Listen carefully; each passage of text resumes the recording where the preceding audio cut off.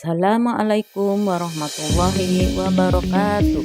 Perkenalkan, nama saya Guningsih, calon guru penggerak angkatan 11, unit kerja SD Negeri Dukulo 2, Kecamatan Lebaksu, Kabupaten Tegal.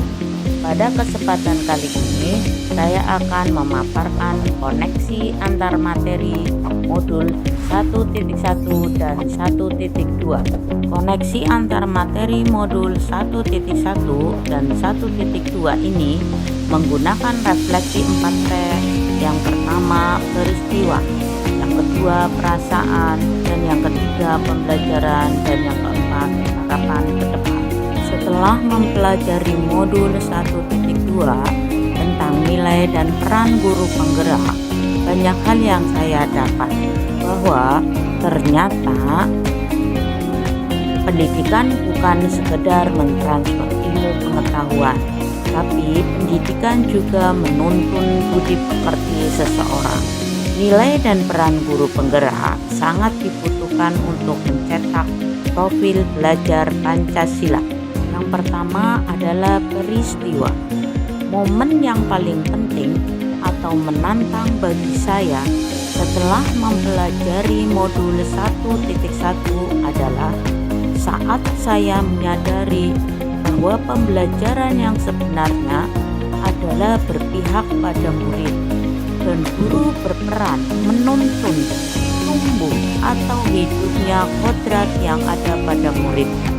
Mendidik tidak hanya mengajar saja, namun juga menumbuhkan budi pekerti yang baik pada murid. Momen yang paling penting atau menantang bagi saya setelah mempelajari modul 1.2 adalah saya harus mengimplementasikan nilai-nilai guru penggerak agar menciptakan profil belajar Pancasila. Dan peran seorang guru tidak hanya dalam pembelajaran di kelas saja, namun juga harus melibatkan seluruh pihak. Nah, kaitan antara modul 1.1 dan modul 1.2 yang saya pahami adalah filosofi Ki Hajar Dewantara mengajarkan pendidikan bersifat menuntun, sehingga guru sebagai pemimpin pembelajaran harus berpihak pada murid. 2. Perasaan. Saat momen itu terjadi, saya merasa bagaikan gelas yang membutuhkan tuangan air, di mana air itu adalah ilmu dan pengalaman berharga yang harus dituangkan supaya gelas itu bisa menuangkan ilmu-ilmu pengetahuan. Dan selanjutnya, pengetahuan itu yang saya dapatkan dari pendidikan calon guru penggerak ini, saya bersyukur karena telah diberikan kesempatan untuk menjadi bagian dari serangkaian program pendidikan bermutu ini. Saya harus bersungguh-sungguh untuk menyerap materi dan mengimplementasikannya di sekolah maupun di dunia pendidikan pada umumnya. 3. Yaitu pembelajaran. Dalam momen pembelajaran ini, yang saya petik dalam pembelajaran ini, sebelum momen tersebut terjadi, saya berpikir bahwa murid yang baik adalah murid yang duduk diam mendengarkan, dan guru sebagai pusat pembelajaran.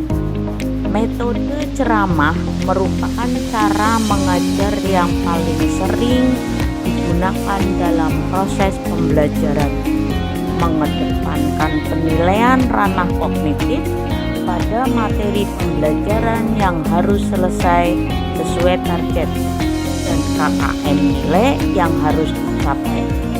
Merefleksi apa yang saya kerjakan itu tidak penting. Yang penting adalah transfer knowledge dan pada anak-anak mengerti dengan materi yang saya sampaikan. Berkolaborasi dengan rekan sejawat hanya akan membuang-buang waktu dan tidak ada imbas pada murid. Sekarang saya berpikir bahwa guru harus memiliki orientasi bahwa murid yang baik adalah Murid yang senantiasa aktif dalam proses pembelajaran. Murid bertindak sebagai subjek pembelajaran atau pelaku dengan mewujudkan kepemimpinan murid, membentuk kelompok diskusi dan komunitas belajar, lebih memberi keberanian pada murid untuk menggali potensinya, mengedepankan proses dan pendalaman materi lebih bermakna dan dibutuhkan oleh murid. Refleksi justru akan menjadikan saya tahu letak kelemahan yang harus diperbaiki dalam proses pembelajaran. Berkolaborasi dengan rekan sejawat dalam mendesain pembelajaran yang berpihak pada murid justru akan membawa manfaat bagi murid.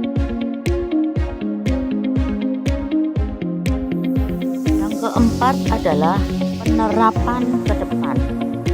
Langkah-langkah setelah saya mempelajari modul 1.1 dan modul 1.2, yaitu yang saya akan laksanakan, yaitu yang pertama, melaksanakan pembelajaran yang berpihak pada murid. Sebagai pendidik, saya akan bersikap among atau menuntun murid sesuai minat dan bakatnya. Yang selanjutnya, menciptakan metode dan media pembelajaran yang inovatif agar suasana pembelajaran lebih menarik.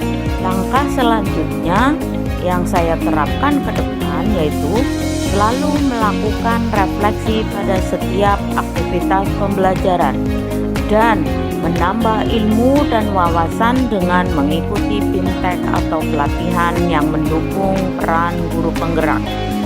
Selanjutnya, berkolaborasi dengan rekan sejawat dalam mendesain pembelajaran yang berpihak pada murid. Demikian pemaparan koneksi antar materi modul 1.1 dan modul 1.2. Terima kasih, salam dan bahagia calon guru penggerak. Assalamualaikum warahmatullahi wabarakatuh.